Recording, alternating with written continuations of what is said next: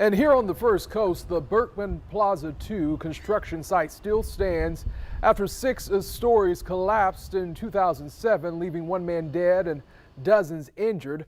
Brianna Ray Turner, she's at that construction site covering the story for us today. And we spoke with Councilman Reggie Gaffney, who says next week we'll see cranes removing this old construction site. Gaffney says the construction has been sitting here for almost 15 years after 6 stories collapsed on December 6th of 2007. That day, building crews were in the parking garage when 6 stories collapsed, killing Willie Edwards III.